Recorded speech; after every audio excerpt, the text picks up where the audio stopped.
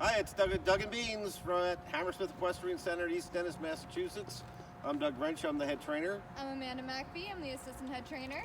So Beans, first time off the property for rodeo, Yeah. and we were a little concerned about that because when we try to lead him off the property, his attention is on Everything. wow, everything. Everything he sees, he focuses in on.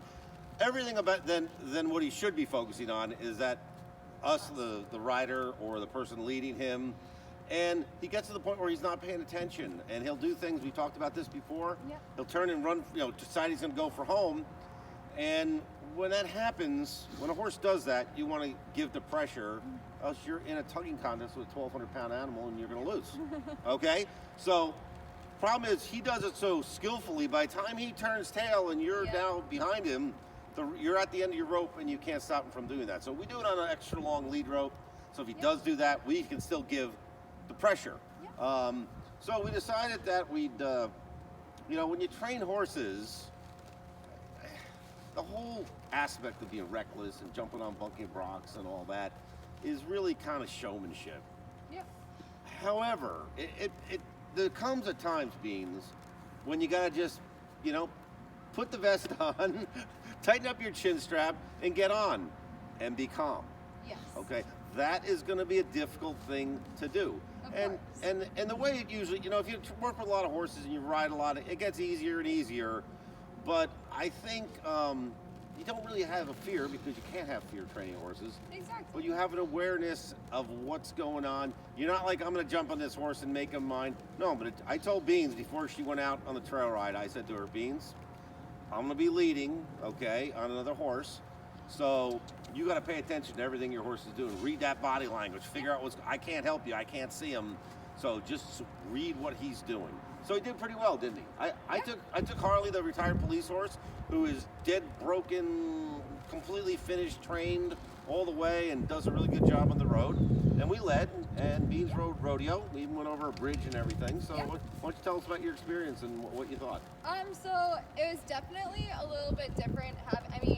He is a Mustang and he grew up in a herd setting with two other horses, so he definitely is herd dependent, and he does definitely rely on having that other horse with him to build his confidence. So having him with another horse versus us just trying to lead him by himself off property was completely different. I was kind of skeptic of how it was going to go based off of how it goes when we lead him off property and him trying to hold his attention. I kind of set up Beans on the thing without realizing it because I rode Harley and I realized that his owner only lets me ride him off property. Yeah. So Beans had to ride Yes.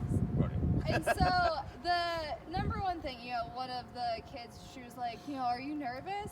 And it's like, of course there are things in horseback riding that are nerve-wracking. I was like, rodeo himself doesn't make me nervous, the other surroundings like cars and stuff, that's what makes me nervous. So really my main goal was holding his attention so that he wouldn't put himself or us in a situation where we could endanger of someone driving a vehicle or a vehicle could hurt us. So it was really, what I did was a lot of just talking to him. He responds really well to good boy. I made sure that there wasn't too much distance between us and Doug and Harley so that he had that security right there with him. Also, that way, I didn't want to have too much space between the two of us. That way, at any point, he didn't feel like he had to try to catch up with Harley. He always had Harley right there. And because of that, he honestly did really, really well. He did real well. Yeah, I was surprised. There was no issues whatsoever. His, focus, once we were on the road and there were cars going by, his focus then, was kind of trying to figure out what was going on with the cars, and he was trying to focus a lot on what was going on behind him.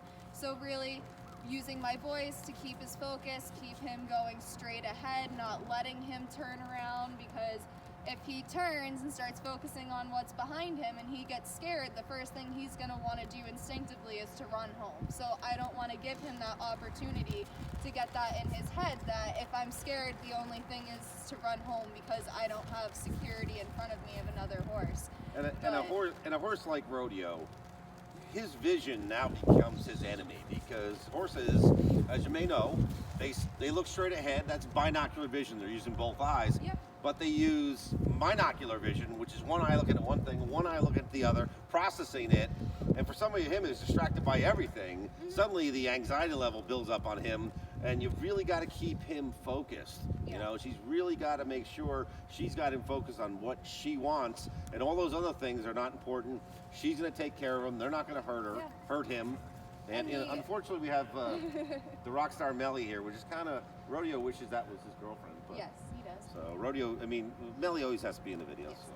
But the other thing too is with him, where he was trying to focus on what's going on behind him, there were times where he was also just looking at me.